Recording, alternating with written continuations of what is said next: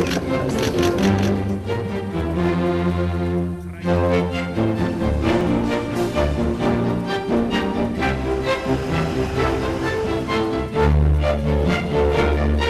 nuclear weapon.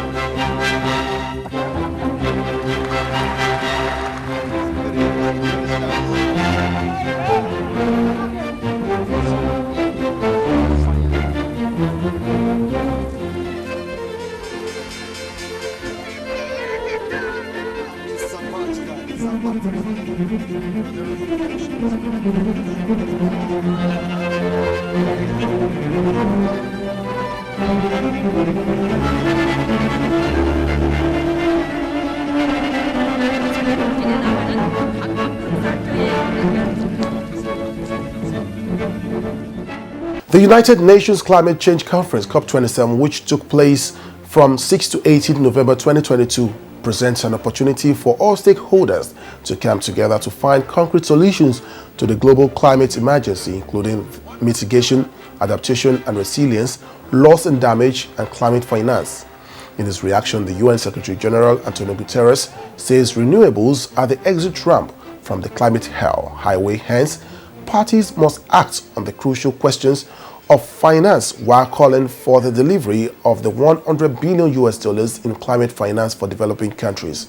In furtherance, it says, and I quote, "We must have agreed solutions in front of us to respond to loss and damage, to close the emissions gap, and to deliver on finance. The climate clock is ticking and trust keeps eroding." Also, Nigeria presented a national statement requesting our inclusion in the G7 Climate Partnership list for the co-creation of the Just Energy Transition Partnership. This is not just the only issue we will be discussing on this edition of the program. And then with this, I welcome you to another interesting edition of the program. My name is Oyeyemi Ajayi. We'll be right back. The president of the African Development Bank, Dr. Akinwumi Adesina, has emphasized that the rights of African countries to use their natural gas reserves should be reflected in any deal at the COP27 climate talks, even as some nations push to see fuel use curtailed. We can save ourselves. Dollar for dollar, each dollar spent in renewable energy creates 3 times as many jobs as dollars spent in fossil energy. Agreeing a deal on fossil fuels is a key sticking point at the COP27 talks. Reports have indicated that some countries, including India, are keen to face down the use of such fuels, including gas. But the AFDB president says natural gas is needed to balance the energy supply, given the intermittent nature of renewables in Africa. Even if Africa uses all of its natural gas for power, you know how much it will contribute to emissions? 0.67. That's all. So Africa must have natural gas to complement its renewable energy to assure access, affordability, and security of power supply. The world is currently on course to meet its climate goal of limiting to 1.5 degrees Celsius above pre-industrial average by mid-century. Because of that, one focus at the conference has been on countries to accelerate their shift to renewable energy. And Dr. Adesina says the special nature of Africa, with the highest level of energy poverty in the world, has to be recognized. When it comes to the issue of gas, the African Development Bank, we are the leader on this continent on renewable energy. We are putting 85% of our resources into renewable energy generation. But I recognize that renewables are very highly variable in terms of supply, so you've got to make sure you have a balanced energy grid. Now, still on COP27 summit in Egypt, exposure to climate change impacts results in health emergencies inform the World Health Organization to push for health financing in national climate adaptation plans. Initiated by the World Health Organization, this side event on health financing in climate change action plans seeks to include health impacts in climate change-induced environmental impact assessments. Experts believe that such considerations will build public health capacity in responding to medical emergencies associated with climate extremes. Make sure that African countries institutionalized the issue of health impact in any project and program. Then also build capacity on health impact assessment. You need bilateral, multilateral, and foundation that refers to Gates Foundation, Gates, Bill and Melinda Gates, for example. You need to have that kind of funding. To achieve that funding, there needs to be national guidelines and also financing proposals. Meanwhile, Nigeria is aiming to boost mangrove health and ecosystems by planting 5 million mangrove seedlings in the ongoing pollution remediation project in Ogoniland. By restoring eco-sanctuaries, mangrove eco-sanctuaries, and replanting mangroves, we are actually contributing our own quota at mitigation of impacts of climate change. Nigeria hopes to engage major polluters on their carbon footprints as a fallout of the climate change conference. Now, on the sideline of the COP27 summit, the U.S. President Joe Biden and his Egyptian counterpart have met towards a better bilateral relations, amongst others. The two leaders addressed the media in Sharm el-Sheikh as human rights in Egypt took center stage, with host President Abdel Fattah el-Sisi stressing it's become a priority policy. We launched a national strategy for human rights in Egypt. This coincided with a committee for presidential pardon to follow up the various cases, and all the lists that are being suggested will be approved for pardoning. After closed-door meetings, it was time to discuss climate change and the COP27 summit. In his speech to the conference, the U.S. President highlighted the United States' efforts for climate change adaptation and mitigation. Biden emphasized that this administration is now by far the largest financial contributor to the environment globally. And this summer, the United States Congress passed, and I signed into law my proposal for the biggest, most important climate bill in the history of our country, the Inflation Reduction Act, $368 billion. With COP27 hosted by an African country, a large part of Biden's speech focused on U.S. support to the continent, with the president's emergency plan for adaptation and resilience, also known as PREPARE. Today, as a down payment, we're announcing more than $150 million in initiatives that specifically support PREPARE's adaptation efforts throughout Africa. This includes support for expanding early warning systems to help cover Africa, broadening access to climate finance, providing disaster risk protection. As Biden left Egypt, there were mixed reactions from African activists to his speech. From what we heard today, it's a moral booster to African nations as well, especially committing to human security and economic security in Africa. African countries are battling with economic challenges, and as well as security in the Sahel, in the western part and in the southern part of Africa. It sounds like sound bites because we've heard this for quite some time, when the Paris Agreement was reached in 2015. Delegates hope COP27 would see nations like the United States commit to their many pledges this time around. Now let's pause here a little. When we return, more stories await you. We'll be right back.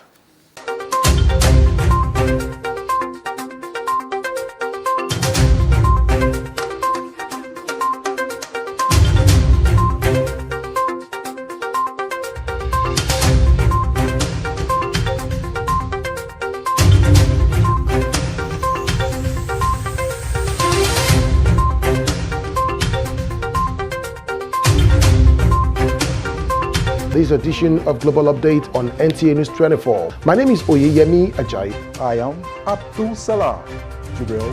Welcome to Global Update.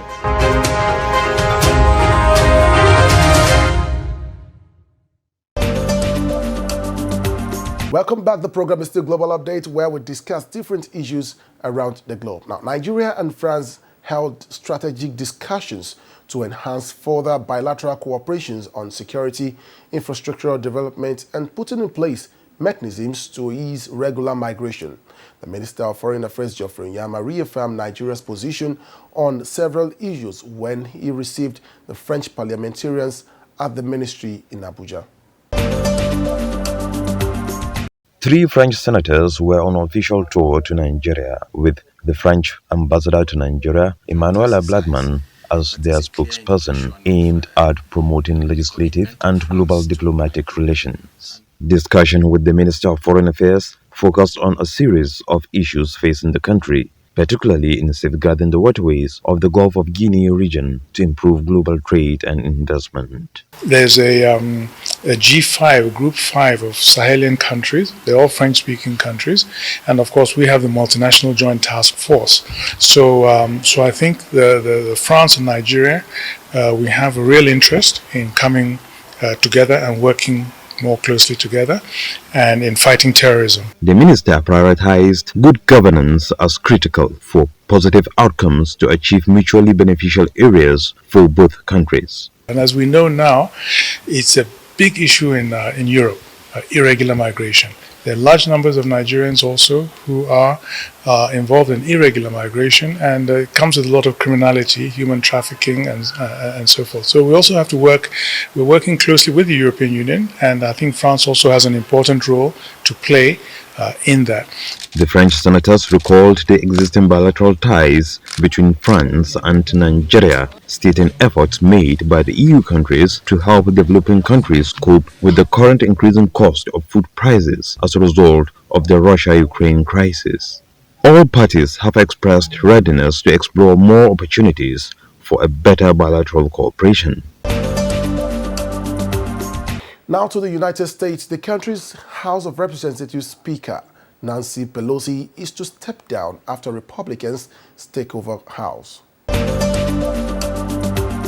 Democrat Nancy Pelosi, the first woman to wield the Speaker's gavel in the U.S. House of Representatives, said on Thursday that she will step down as party leader when Republicans take control of the chamber in January. The 82-year-old Pelosi's departure from party leadership marks the end of an era in Washington and comes after Republicans secured a slim House majority in last week's midterm elections. Democratic President Joe Biden hailed Pelosi as a fierce defender of democracy and the most consequential House Speaker in U.S. history. Former President Barack Obama also hailed the woman he called one of the most accomplished legislators in American history. Elected to Congress in 1987, Pelosi became Speaker in 2007, the first and so far only woman ever to hold the powerful post. Known for keeping a tight grip on party ranks, she presided over both impeachments of Trump during her second stint in the role. DR Congo has sent warplanes against advancing M23 rebels. Democratic Republic of Congo deployed 2 warplanes against advancing M23 militants on Thursday in the country's volatile east after a regional bloc called for rebels to disarm. Tanks and 2 fighter jets targeted rebel positions in the town of Kibumba at noon, said local news sources. The M23 fighters recently captured the town in North Kivu province, which lies just 20 kilometers north of Goma, a commercial hub of 1 million people. The retaliation by Congolese forces comes after the M23 has been pushing closer towards Goma, sparking fears of an attack on the city. Drawn mostly from Congolese Tutsis, the rebel group has recently captured swaths of territory across North Kivu. The advance has triggered a humanitarian crisis and a showdown with Rwanda, which the DRC accuses of backing the M23. Thousands of people marched against the M23 in protests held across the country on Thursday, including more than 15,000 in the capital, Kinshasa. Now, elsewhere, massive measles vaccination campaign is underway in Somalia.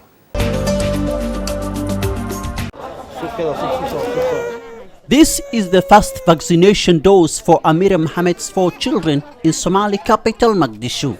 The jabs will protect them from killer diseases such as measles and polio, which are very common in the country due to low vaccination.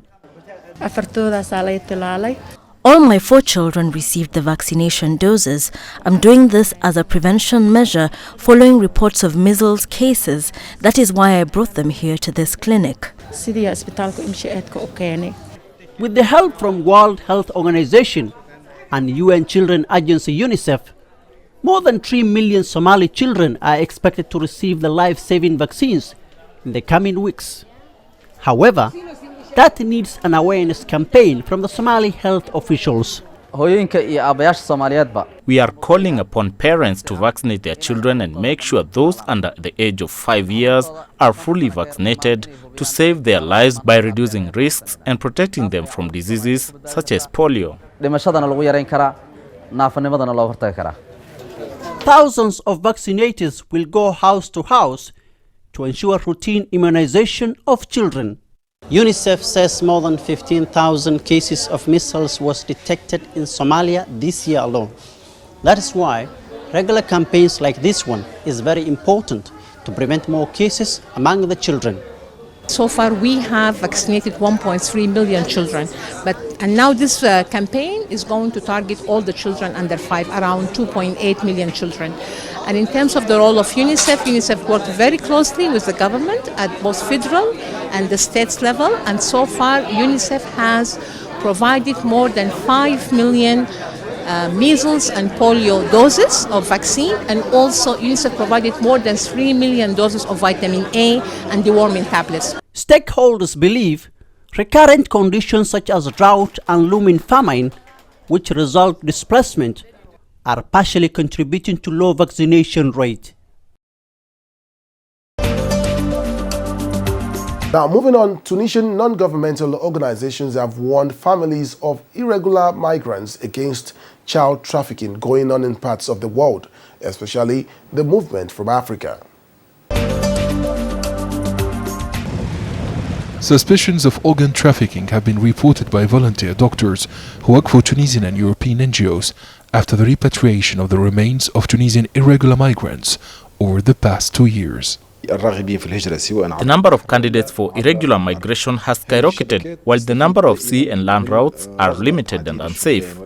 Families no longer hesitate to risk their lives. Children are often trapped. All smuggling of organs and child trafficking occurs during irregular migration attempts inside the Schengen space. The Observatory of the Forum for Economic and Social Rights, which specializes in migration issues, warns that undocumented migrants, including children, are the target of criminal networks throughout Europe.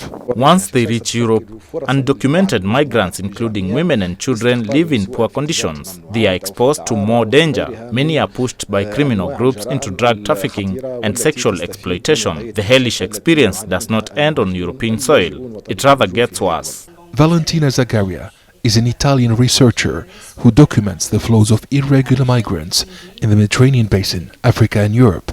Zagaria blames European countries for pushing back child migrants at the borders. It is a fact that Europe makes it very difficult to access its territory legally. The only people who are not sent back to Tunisia are minors and kids. It's illegal to deport them. That is why irregular migrants are younger. Europe's restrictions are behind the surge in migrant children trafficking.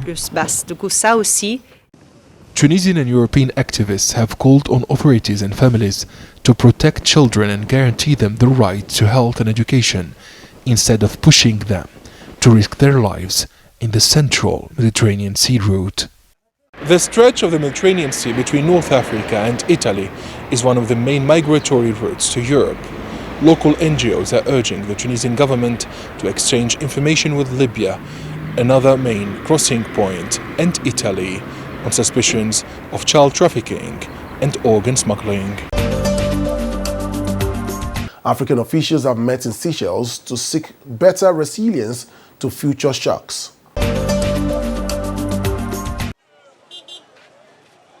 The UN Economic Commission for Africa analysis shows that over 2 million people may fall into extreme poverty because of the effect of the Russia-Ukraine conflict.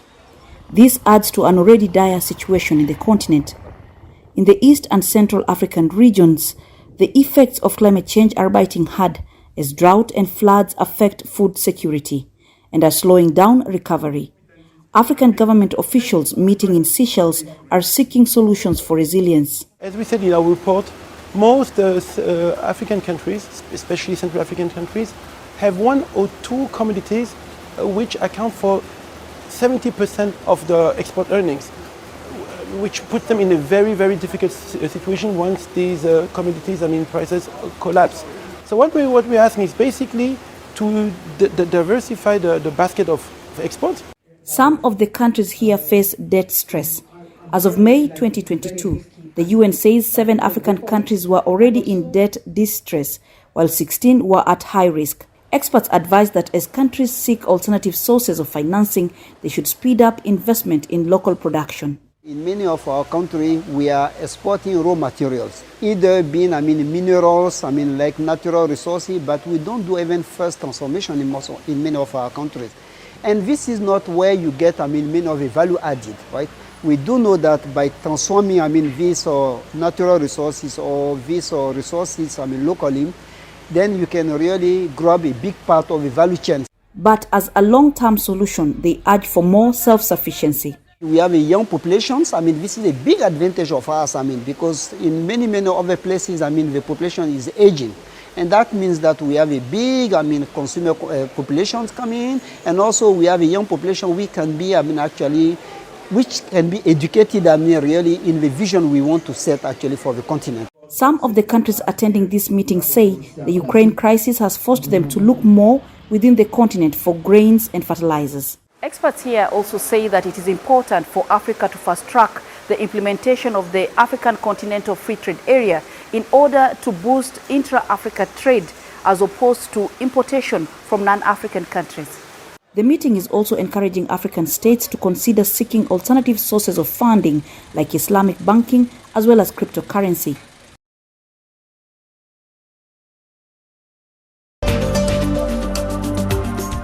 Warring parties of Ethiopia's Tigray conflict have agreed to implement peace roadmap. Another major step towards resolving a conflict that's killed thousands of people and displaced millions.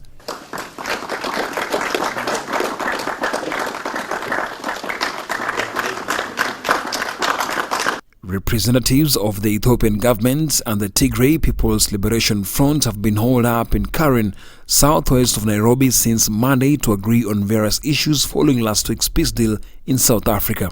Was number 1, to silence the guns. Number 2, to ensure immediate humanitarian access to the people of Tigray, to the people in the surrounding regions, but to all the people of Ethiopia. Both parties have agreed to protect civilians and facilitate aid to Tigray, where more than half of the 5 million residents are in need of urgent food aid and medicine. There will be, with immediate effect, unhindered humanitarian access. As we sit down here and meet here and talk here, there are people in affected areas of Ethiopia, particularly in Tigray, in Afar, in Amhara, that are dying of lack of humanitarian access. A joint committee is to oversee the disarmament of the TPLF. According to the peace deal, once disarmed, the TPLF will be integrated into the National Army.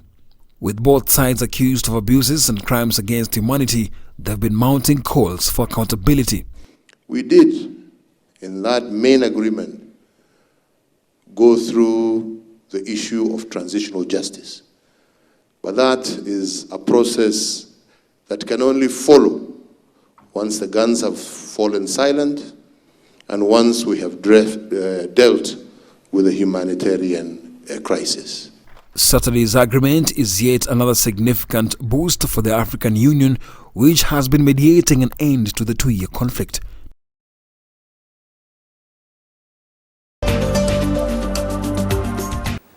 Now, the United Nations says by 2023, India will become the most populous country in the world.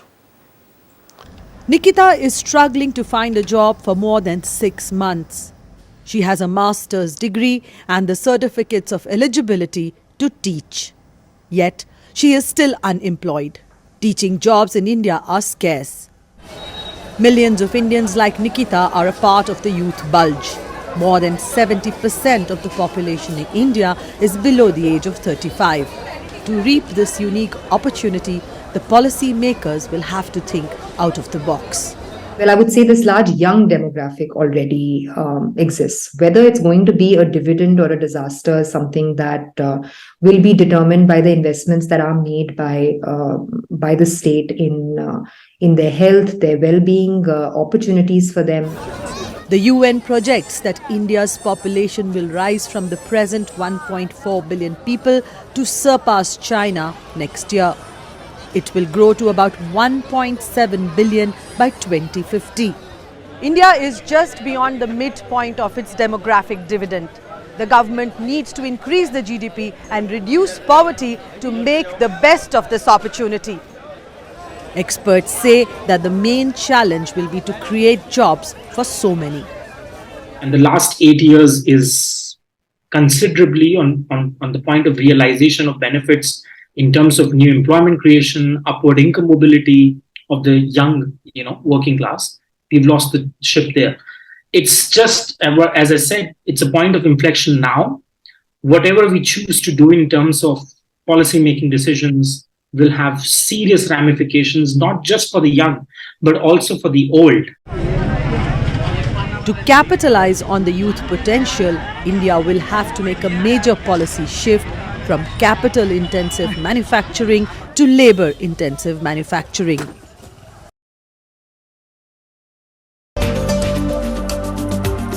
Well, that's Global Update this week. Join us again some other time for another interesting edition of the program. My name is Oyeyemi Ajayi. Bye for now.